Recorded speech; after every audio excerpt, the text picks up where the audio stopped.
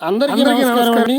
నేను అందే నాగబసవ సూర్యనారాయణ పురాణామృతం ఛానల్ నుండి మాట్లాడుతున్నాను. ఇప్పుడు కడియంలో మనం శ్రీ హరిహర క్షేత్రం చూసాం, అలాగే పూల మార్కెట్ కూడా చూసామండి. ఈ రెండు ఇంతకుముందు వీడియోలు ఉన్నాయి మా ఛానల్లో చూడండి. ఇప్పుడు రాజమండ్రి వెళ్ళి అక్కడ నైటు స్టే చేయాల్సి ఉంది. వెళుతూ వెళుతూ గోదావరి బ్రిడ్జి, ధవళేశ్వరం బ్రిడ్జి కూడా చూద్దాం రండి. ఈ రోడ్డు నేషనల్ హైవే రోడ్డు అండి, చాలా బాగుంటుంది. కడియం నుండి రాజమండ్రికి 15 కిలోమీటర్లు ఉంటుందండి. ఇది నేషనల్ హైవే రోడ్డు చాలా బాగుంటుంది. వెళుతూ వెళుతూ ధవళేశ్వరం ఆనకట్ట చూచి ఆ తరువాత మనం రాజమండ్రి వెళ్ళి స్టే చేద్దాం. రూటు చాలా బాగుందండి, ఆహ్లాదకరంగా ఉంది. అటు ఇటు కూడా నర్సరీలు ఉన్నాయి, చాలా ఆహ్లాదకరంగా ఉంది రూటు. చూడండి ఎంత బాగుందో.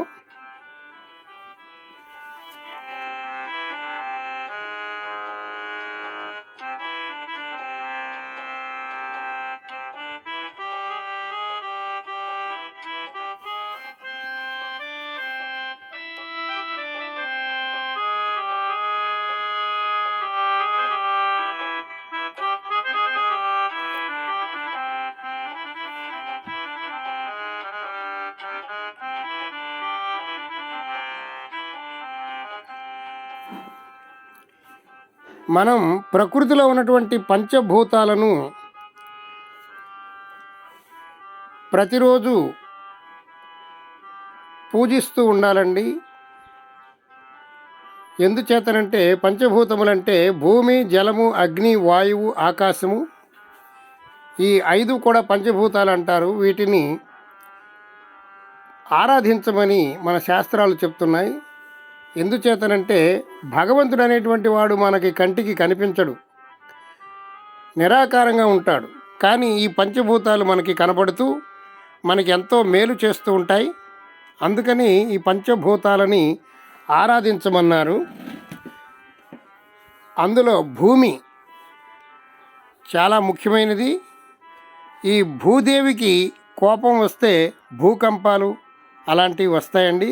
అందుకని ఆ భూమికి ఉదయాన్నే లేచి నమస్కరించమని మన శాస్త్రం చెప్తుంది. ఉదయాన్నే మనం లేవగానే భూమాతని కళ్ళకద్దుకుని భూమికి నమస్కరించాలండి. ఆ తరువాత జలము, నీటికి కూడా మనం నమస్కరించాలి. నదీమ తల్లికి, మనం త్రాగేటువంటి నీరుకి కూడా మనం నమస్కారం చేయాలి. నీరు లేకపోతే మనిషి యొక్క మనుగడే లేదు. ఆ నీటి యొక్క గంగా తల్లికి కూడా నమస్కారం చేయాలి. ఎందుచేతనంటే ఆ గంగమ్మకు కోపం వచ్చిందనుకోండి, వరదలై ఓళ్లను కూడా ముంచేస్తుందన్నమాట. అందుకని ఆ గంగాదేవికి కూడా, జలమునకు కూడా నమస్కరించమన్నారు. ఆ తర్వాత అగ్నిదేవుడికి కూడా మనం ప్రతిరోజు నమస్కరిస్తూ ఉండాలండి. ఎందుచేతనంటే ఆ అగ్నిదేవుడికి కోపం వచ్చినా ఎక్కడ లేనటువంటివన్నీ తగలబెట్టేస్తుంటాడు. అందుచేత ఈ పంచభూతాలని మనం ఆరాధించమని చెప్తూ ఉన్నారు. అలాగే భూమి, జలము, అగ్ని అయిపోయింది. వాయువు అండి, వాయువు చాలా ముఖ్యమైనది మన జీవితంలో. 5 నిమిషాలు కన్నా ముక్కు మూసుకుంటే మానవుడు చనిపోవడం జరుగుతుంది. ఎంతో ముఖ్యమైనటువంటి ఆ వాయుదేవుడికి కూడా మనం నమస్కారం చేయాలి. ఎందుచేతనంటే మొన్న కరోనా వచ్చినప్పుడు ఆ ఆక్సిజన్ అందక చనిపోయినటువంటి వాళ్ళు ఎంతోమంది ఉన్నారు. భగవంతుడు ఎంతో అద్భుతంగా మన శరీరాన్ని డిజైన్ చేశాడు. ఈ శరీరానికి కావలసినటువంటి ముడి పదార్థం ఏమిటయ్యా అంటే ఆ పంచభూతాలే. భూమి, జలము, అగ్ని, వాయువు, ఆకాశం, ఈ పంచభూతాలతోటే మన శరీరం నిర్మితమై ఉంటుంది. అలాగే ప్రతి దాని నిర్మాణంలో కూడా, ఈ సృష్టిలో ఉన్నటువంటి ప్రతి దాని యొక్క నిర్మాణం కూడా ఈ పంచభూతములతో, ఏదో ఒక భూతంతో అవి తయారవుతూ ఉంటాయి. ఈ పంచభూతాలు కలిసి ఉన్నటువంటి వాడే మనిషి, జంతువు. అందుచేత ఆ పంచభూతాలకి నమస్కారం చేయమని, ఆరాధించమని మన పూర్వీకులు చెప్పడం జరిగింది. ఋషీశ్వరులు దీని గురించి ఎంతో శోధన చేశారు. అప్పుడే కడియం సెంటర్కి వచ్చేసామండి. ఈ ప్రక్కకు ఇలా లెఫ్ట్ సైడ్కి వెళ్తే రాజమండ్రి వెళ్తాం, రైట్ సైడ్కి వెళ్తే ద్వారపూడి వెళ్తామండి. ఇప్పుడు వచ్చేసాము ధవళేశ్వరం దగ్గరికి వచ్చేస్తున్నాం. ఈ రూట్ చాలా ఆహ్లాదకరంగా ఉంది కదా, చాలా బాగుంటుంది.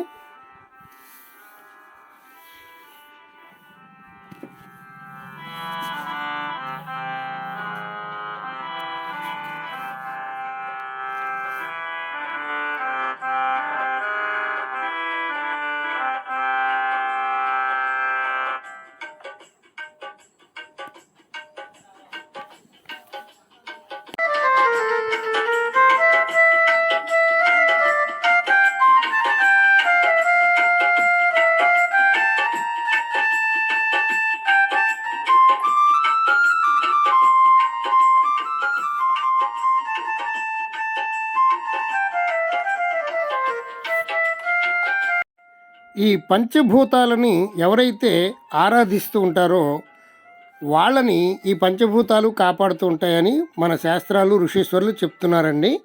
అలాగే కొంతమంది భూకంపం వచ్చినా కొంతమంది చనిపోతారు, కొంతమంది బ్రతికిపోతారు.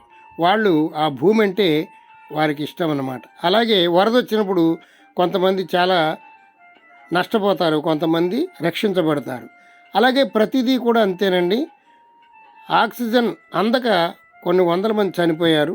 అలాగే ప్రతిదీ చూడండి. వచ్చేసామండి మనం ధవళేశ్వరం ఆనకట్ట దగ్గరికి వచ్చేసాం. ఈయన నా వెనుక కనపడుతున్నటువంటి గుర్రం మీద ఉన్నటువంటి ఆ స్టాచ్యూ కాటన్ దొరగారిదండి. ఆయన బ్రిటిష్ ఇంజనీరు. ఈ కాటన్ దొర పుణ్యము అంటూ ఇక్కడ ధవళేశ్వరం దగ్గర ఆనకట్ట కట్టడం జరిగింది. ఇది గోదావరి ఇక్కడి నుంచి 6 పాయలుగా చీలిపోయి ఈ చుట్టుపక్కల ఉన్నటువంటి గ్రామాలన్నిటికీ కూడా నీరు చక్కగా సరఫరా అవుతుంది. ఈ ఆనకట్ట కట్టిన తర్వాత ఇక్కడ ఉన్నటువంటి భూములన్నీ కూడా సస్యశ్యామలమై చక్కని పంటలు దాళవ సారవ సంవత్సరానికి 2 పంటలు పండిస్తూ జనం అందరూ చాలా హాయిగా ఉన్నారు. అందుచేతనే ఇప్పటికీ కూడా ఆయన బ్రిటిష్ దొర అయినప్పటికీ మన తెలుగు వాళ్ళందరూ ఆయనని దేవుడిలా ఆరాధిస్తూ ఉంటారండి. మంచి చేస్తే ఎప్పుడైనా అది మనల్ని కాపాడుతూ ఉంటుంది. మంచితనమే మనల్ని కాపాడుతుంది అని అనడానికి నిదర్శనం. జాతి, కులము, మతము ఇవేమీ అక్కర్లేదు. ప్రజలకు ఎవరైతే మంచి చేస్తారో వారే ప్రజల నోట్లో చిరస్థాయిగా ఉండిపోతారు, వారే ఆరాధించబడతారు. ఇప్పుడు ధవళేశ్వరం ఆనకట్టని చూద్దాం, రండి వెళదాం. ఎప్పుడో కొన్ని సంవత్సరాల క్రితం కట్టినటువంటి ఈ ధవళేశ్వరం ఆనకట్ట ఈ కాటన్ దొర పుణ్యం అంటూ కట్టామని ఇప్పటికీ కూడా మనం ఆయన్ని ఆరాధిస్తూ ఉంటాం. అలాగే మన దేశంలో ఉన్నటువంటి నాయకులు కూడా ప్రజలకు మేలు చేసేటువంటి పనులు చేస్తే వాళ్ళ యొక్క పేరు చిరస్థాయిగా కొన్ని వందల సంవత్సరాలు ప్రజలందరూ చెప్పుకోవడం జరుగుతుంది. వాళ్ళు చిరంజీవులు అయిపోయినట్లే. అందుచేత మనమందరం కూడా ఎప్పుడు ప్రజలకు మంచి చేయడానికే మనం ఆలోచించాలి. ధవళేశ్వరం ఆనకట్ట చాలా బాగుంటుంది, దాన్ని కూడా చూద్దామండి.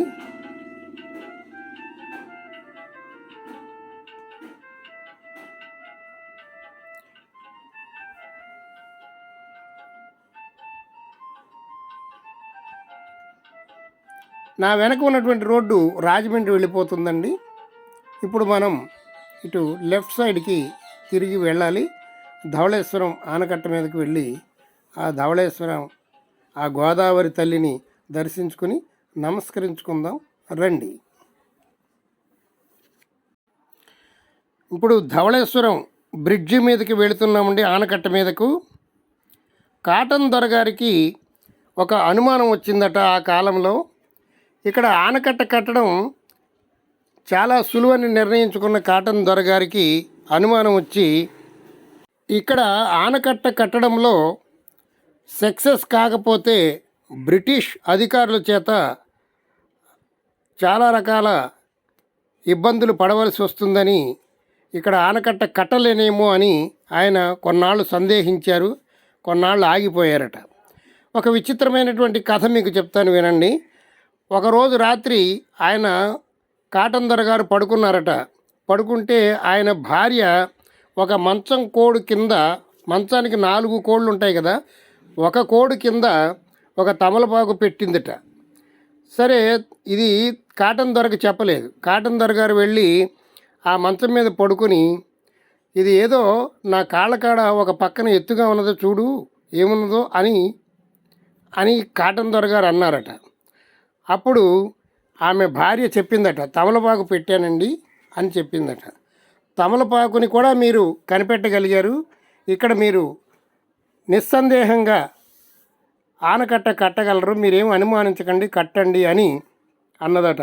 అప్పుడు ఆనకట్ట కట్టడానికి నిర్ణయించుకొని ఈ ధవళేశ్వరం వద్ద ఆనకట్ట కట్టారట కాటన్ దొర. అంత గొప్ప మేధావి ఆ కాటన్ దొర గారు. ఆయన దయ వల్ల ఈ ధవళేశ్వరం ఆనకట్ట నిర్మాణమైంది. ఇదేనండి గోదావరి ఆనకట్ట. చూడండి, పురాతనంగా కట్టినటువంటి వాటర్ ఫ్లోయింగ్.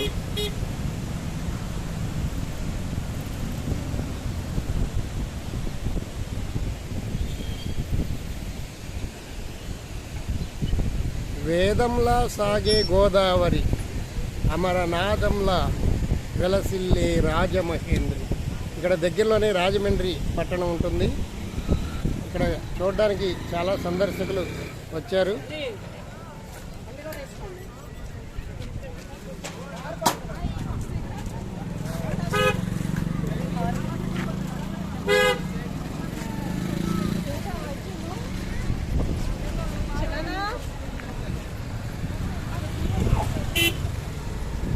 ఇక్కడ గోదావరిని చూడటానికి చాలామంది సందర్శకులు వచ్చారండి. చాలా సందడిగా ఉంది ఈ రోజున.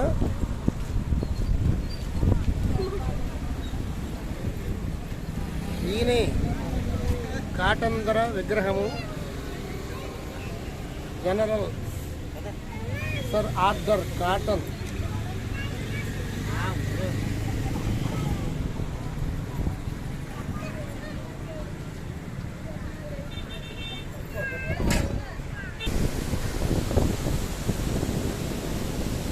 ఇదేనండి ధవళేశ్వరం ఆనకట్ట.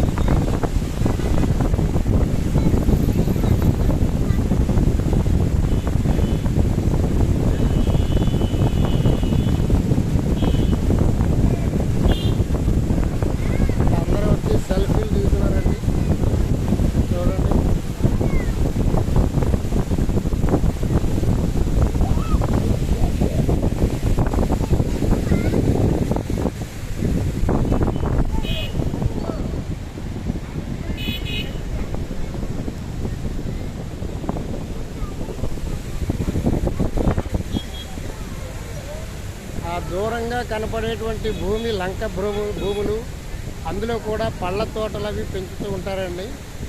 గట్టిగా గోదావరి వస్తే మునిగిపోతుంది. ఈ బ్రిడ్జి చూడండి ఎంత బాగుందో.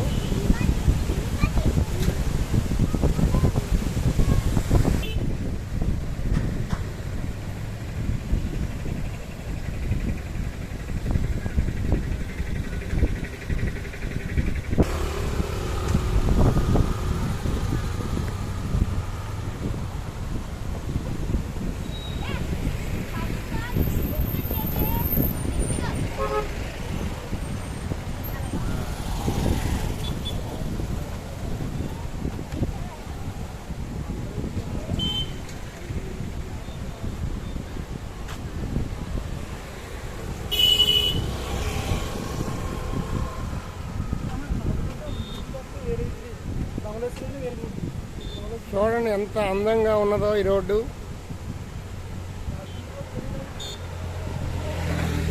ఇదే రాజమండ్రి మీద గోదావరి మీద ఉన్నటువంటి ధవళేశ్వరం బ్యారేజ్.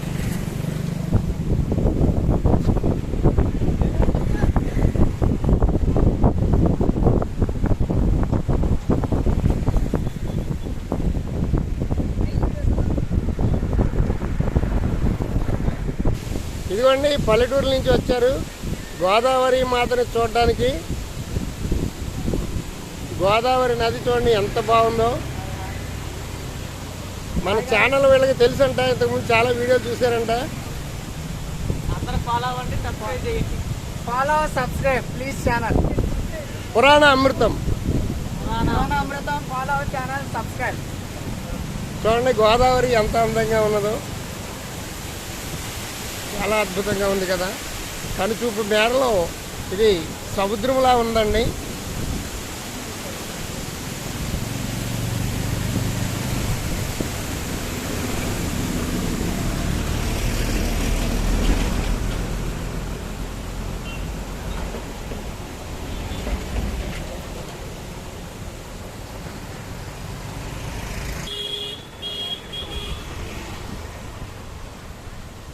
సరే అండి, ఇప్పుడు కిందకు కూడా వెళ్ళి తీయొచ్చు.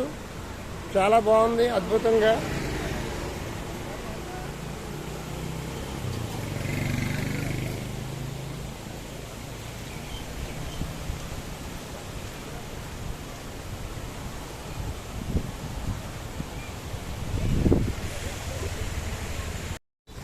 చూడండి గోదావరి ఎంత అందంగా ఉన్నదో.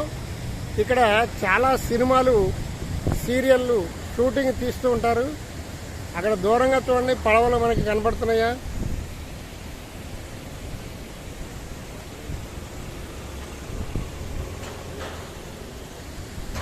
చాలా బాగుంది కదండి.